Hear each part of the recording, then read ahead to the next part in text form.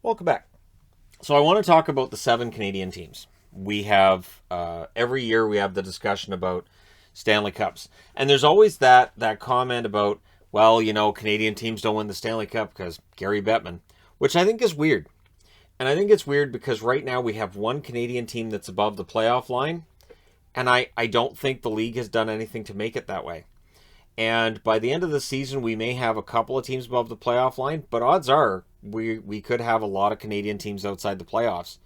And I've always asked the question about whether or not this is a sign that Canadian teams aren't run as well. Maybe Canadian teams don't have the same amount of star power as American teams. Maybe it's easy for them to acquire players via free agency that Canadian teams have more difficulty with.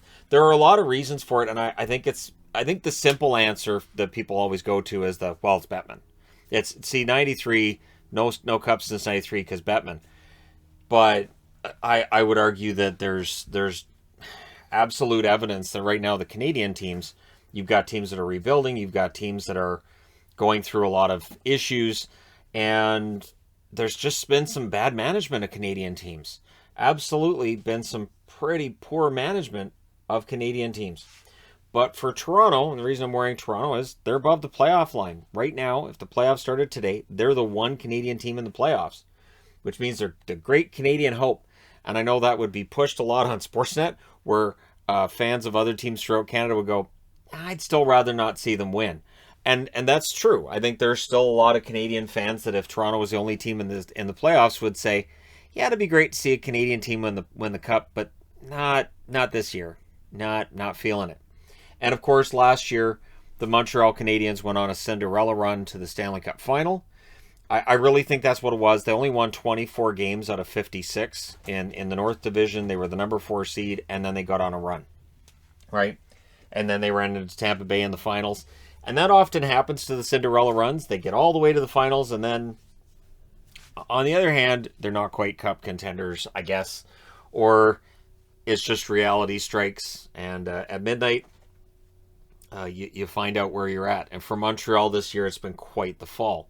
But I want to take a look at these teams. I'll start with Toronto. They're 7th overall in the NHL, according to the NHL standings. And again, these numbers I get directly from the NHL standings page. They're 24-9-3 overall, 51 points. They're 3rd in the Atlantic. They're 10 points ahead of Detroit, so they're 10 points ahead of that playoff line. There's really no concern with Toronto about whether or not they're going to be a playoff team. Even though in the offseason there were a lot of people who said they're not a playoff team, they're not going to make the playoffs.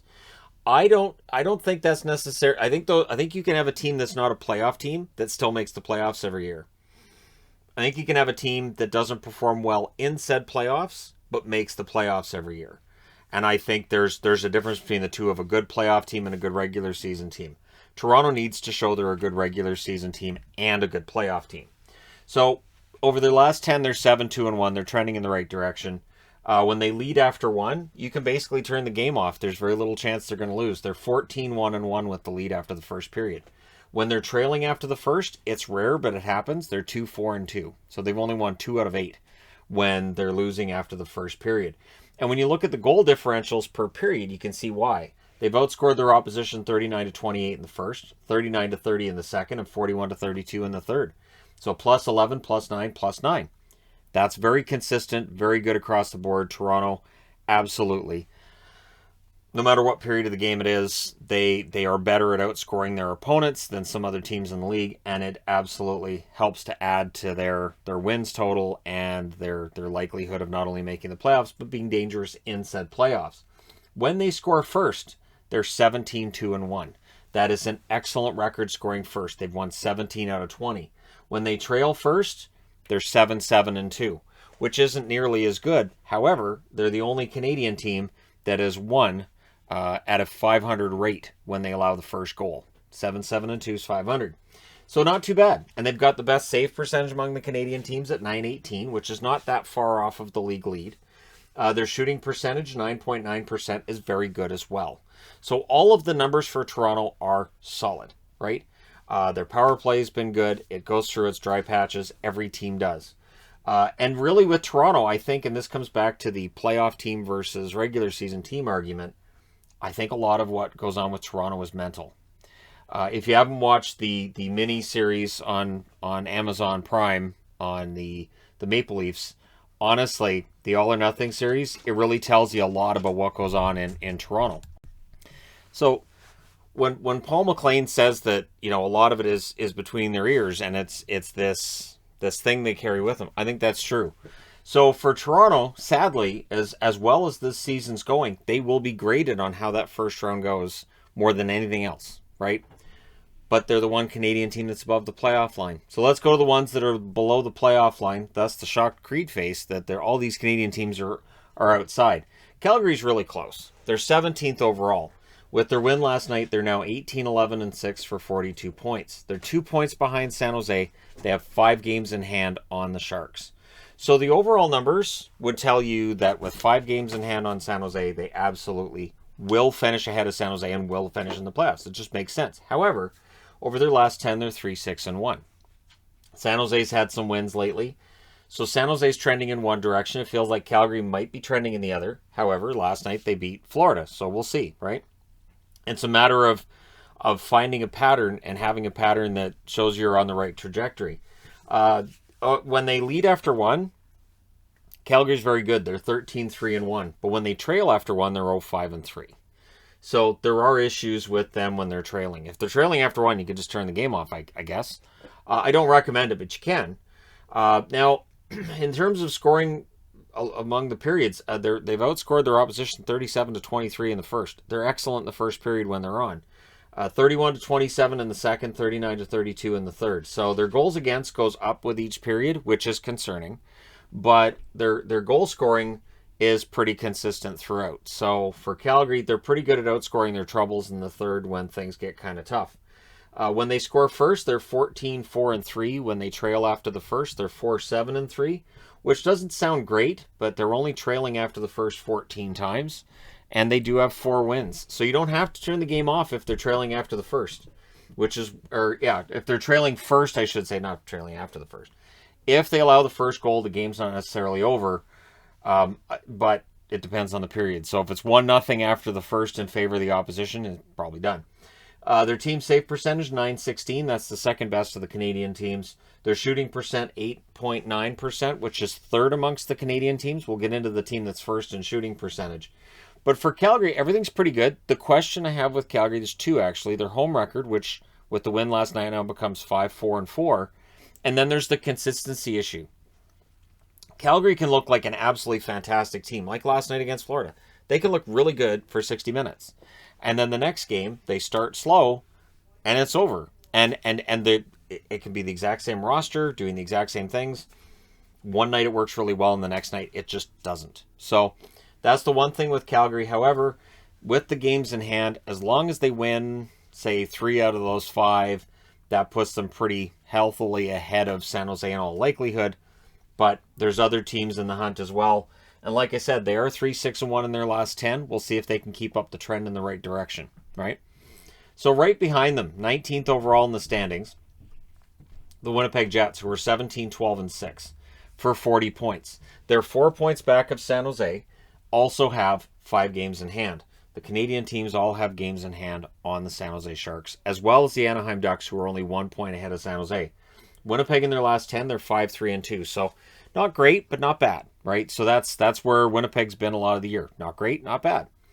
And when they lead after one, they're 6-2-1. I was kind of surprised it was that small of a number. When they trail after one, it's 2-6-2. So they've only won 2 times when they're trailing after the first out of 10 games. That's something I think they'd want to fix.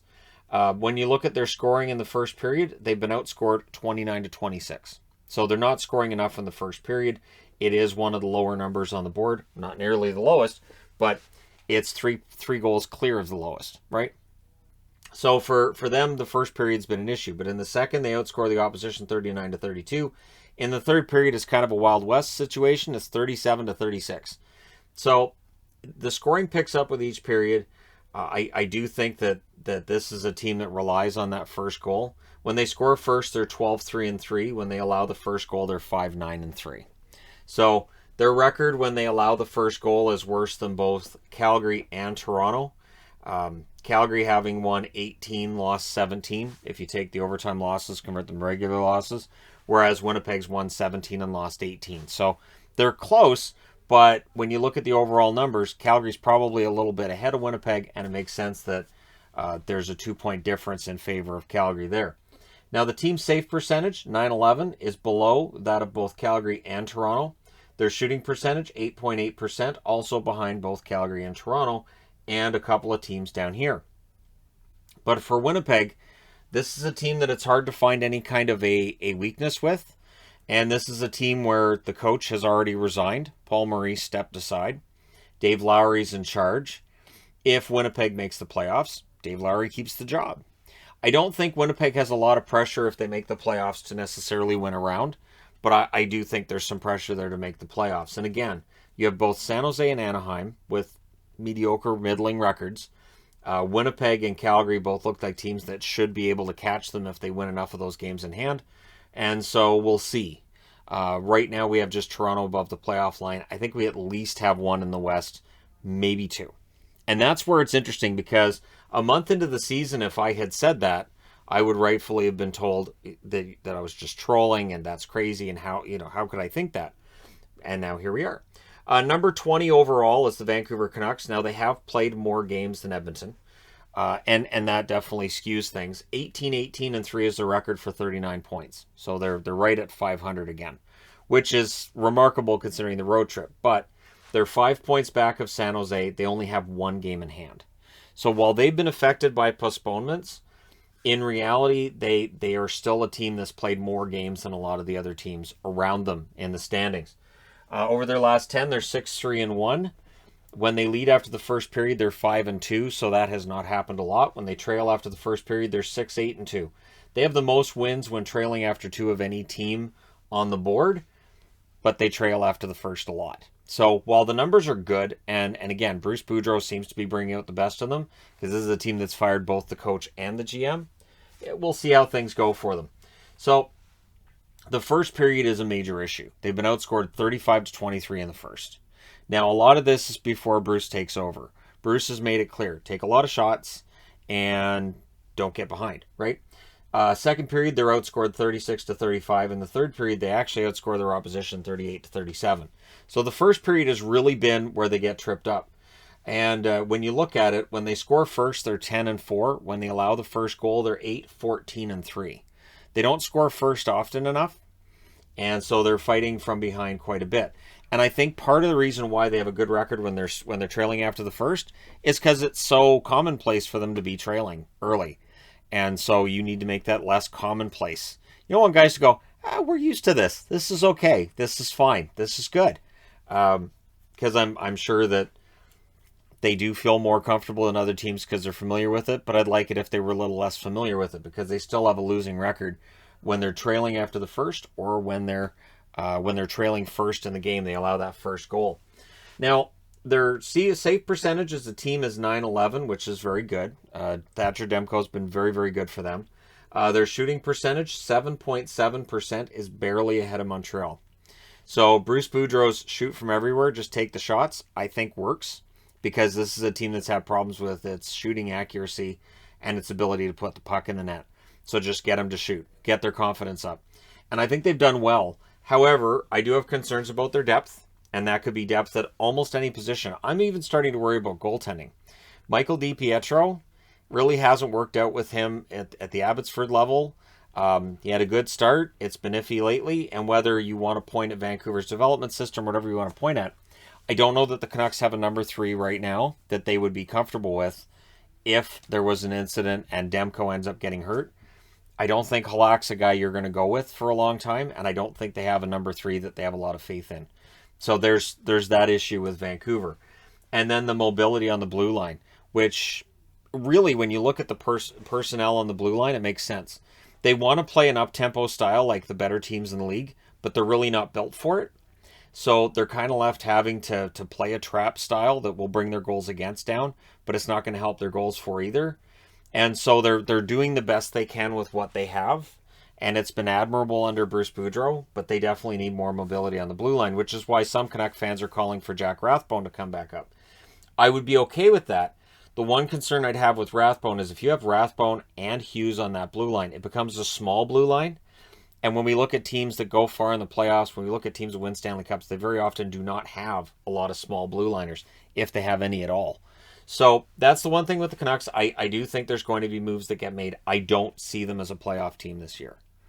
I would love it if they made it, but I don't see them as a playoff team this year. The Oilers, who are right below them at 21st, should be.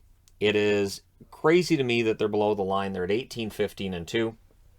They started the season 16 and 5. I know, because I made a video when they were 16 and 5 on contenders. And they're not on that board now. So they have 38 points, one less than Vancouver, so they're 6 behind San Jose, but they have 5 games in hand. They need to get hot, and they need to get hot soon. They're 2-6-2 in their last 10. When they're leading after the first, game's done. They're 10-0. When they're trailing after the first, game's done. They're 0-12-2. That's ridiculous. And that to me says this is a team that maybe a lot of it's mental too. So we talk a lot about Toronto with that, and rightfully so, right? But with Edmonton, if they don't lose when they're leading after the first, and they don't win when they're trailing after the first, there's got to be more to it than just, well, they had a bad game, right? It's not like they're going to be losing after the first each time 2, 3, 4, nothing. So there's going to be games where they're behind by 1 goal. They don't come back and win those. Now, when they score first, this is crazy too. They're 10-0 when they score first. When they allow the first goal, they're 8-15-2. They don't score the first goal enough, which is not going to be news to Edmonton fans. The weird thing is that's been the problem all year for Vancouver, and now it's Edmonton's problem as well. They allow the first goal way too much. You can put that on the blue line. You could put that on the goaltending. And I know a lot of people put that on the goaltending, and I understand why. Because when we get into the numbers, the team save percentage right now is .898, and that's not good enough. You can't have a team save percentage below 900 and expect to go very far in the playoffs if you make said playoffs. So that is an issue for Edmonton. Their shooting percentage is 10.1%. So when the shots are on the net, when they're accurate shots, they go in. They have the best shooting percentage of any of the Canadian teams, but their save percentage is not good enough. Their save percentage isn't very far clear of Ottawa or Montreal, and we know those teams are not making the playoffs this year.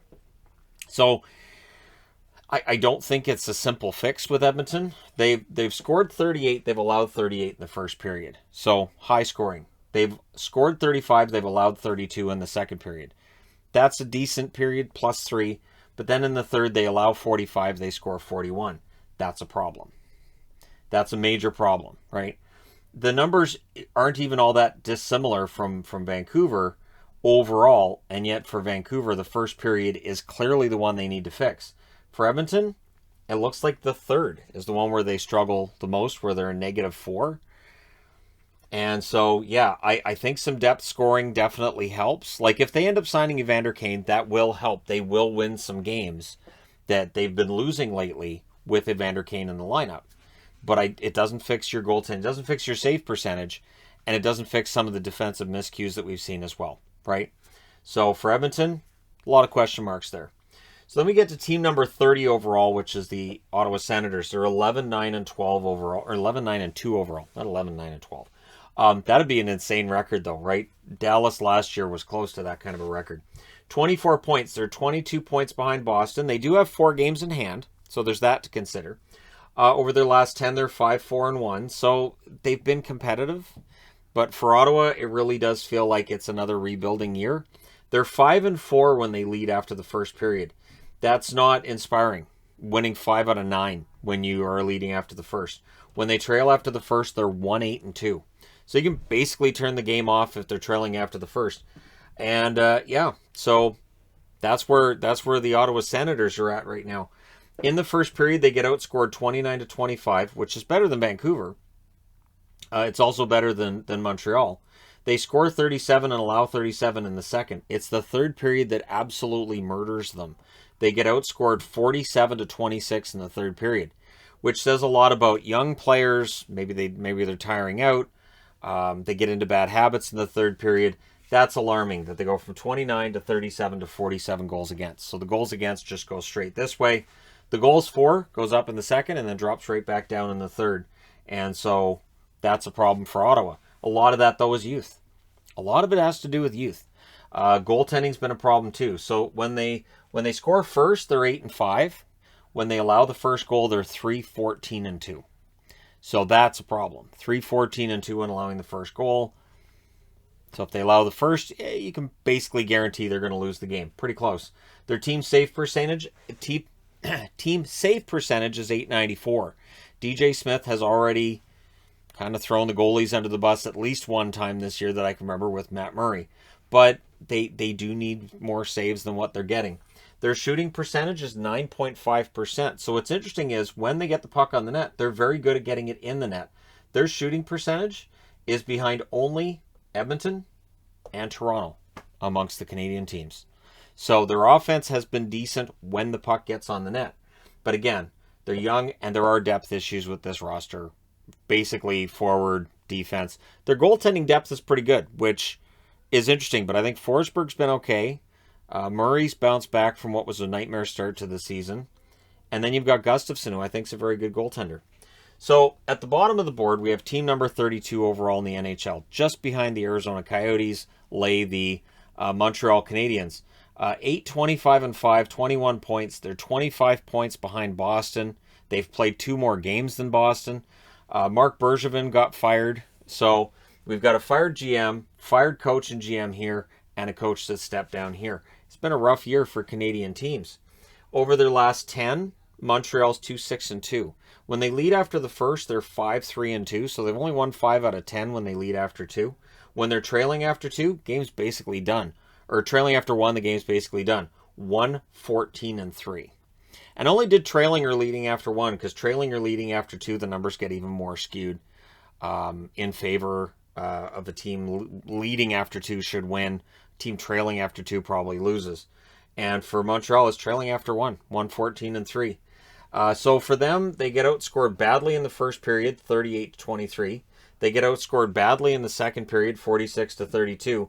And in the third period, they get outscored badly, 50-27. So there is no period of hockey that you can look at with Montreal and say, well, in that period, they're pretty good. What are they doing there?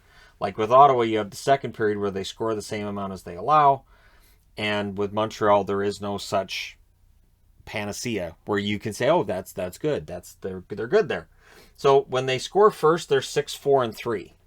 So they've still won less than half the games they've played when they've scored first. When they allow the first goal, they're 2-21-2. So also not great there.